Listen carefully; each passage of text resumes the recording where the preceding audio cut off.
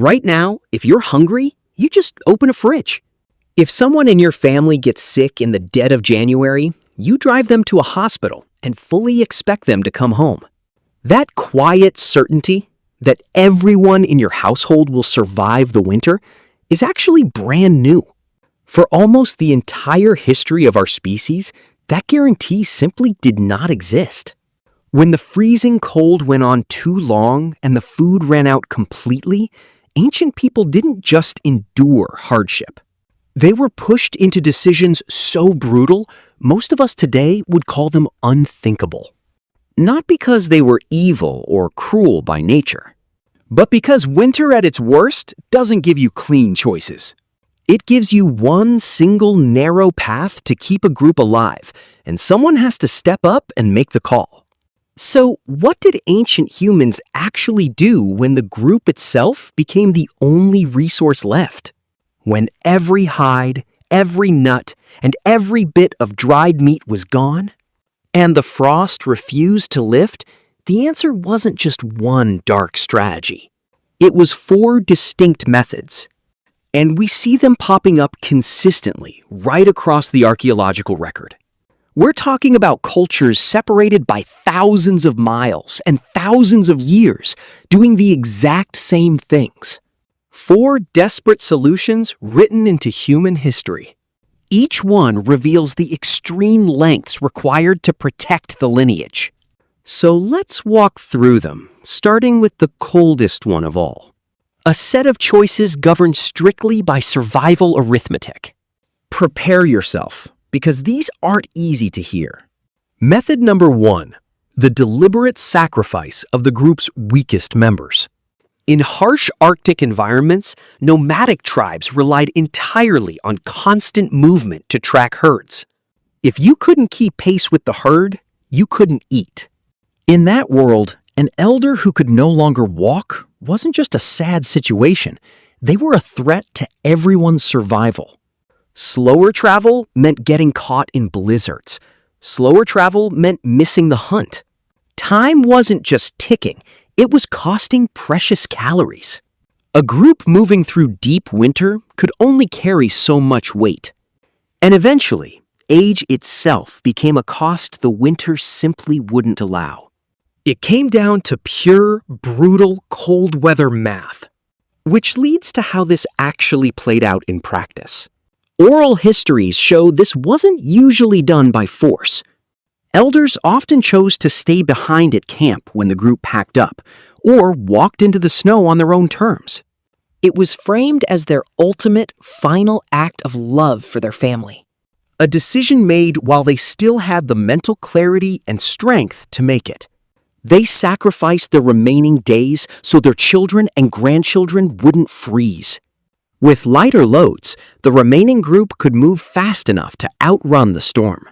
It wasn't malice, it was love colliding with survival arithmetic, leaving only footprints, fading into the quiet Arctic white, and buying the rest of the tribe a real shot at making it to spring. A heavy price paid so the human story could continue.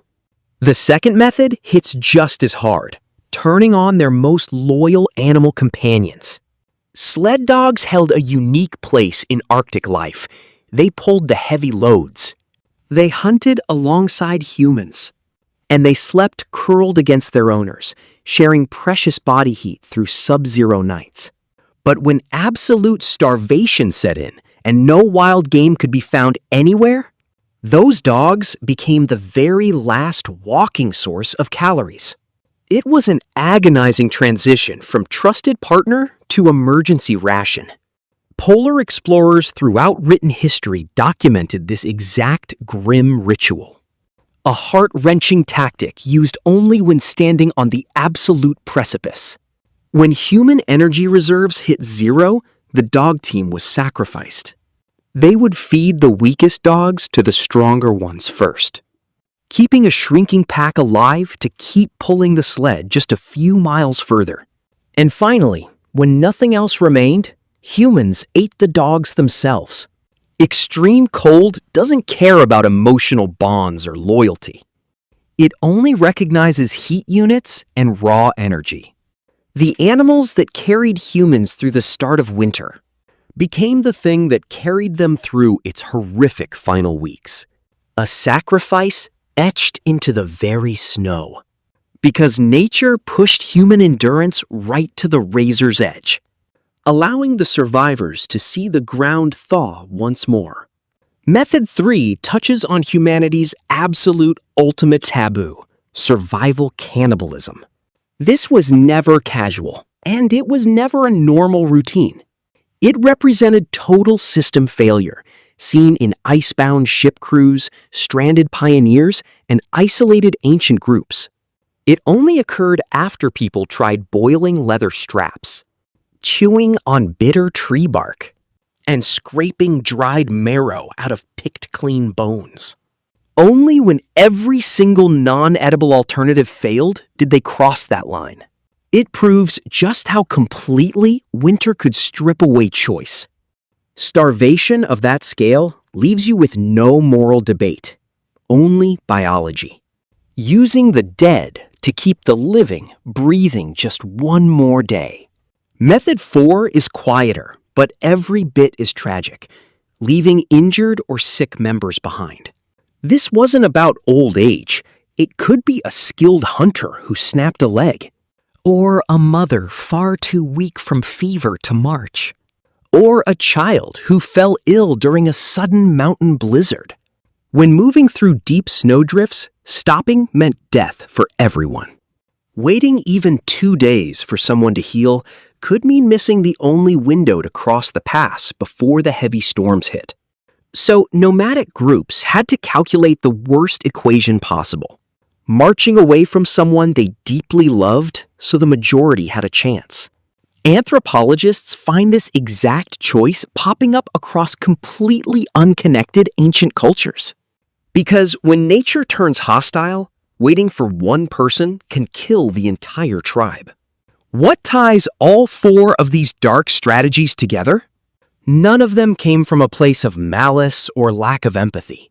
They were solving a terrible math problem that offered 0 good outcomes. They weren't choosing between good and bad. They were choosing the option that kept the maximum number of hearts beating. In many recorded cases, survivors actively honored those lost, making sure that horrific sacrifice actually mattered, buying the group a real chance at seeing the sun again. Balancing grief on one side and continuation on the other. It wasn't callousness, it was raw, unadulterated resilience. An unyielding drive to ensure the human story didn't freeze in the dark. Bridging the gap between extinction and survival.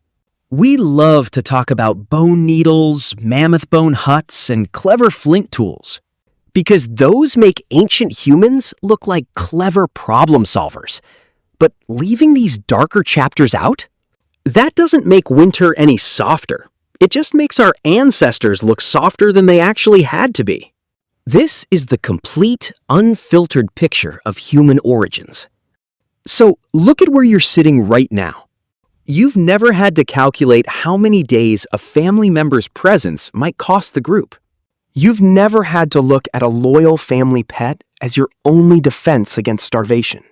That massive distance between your cozy life and theirs isn't an accident. It's because 100,000 years of impossible choices bought you a world where you will never have to make one of your own.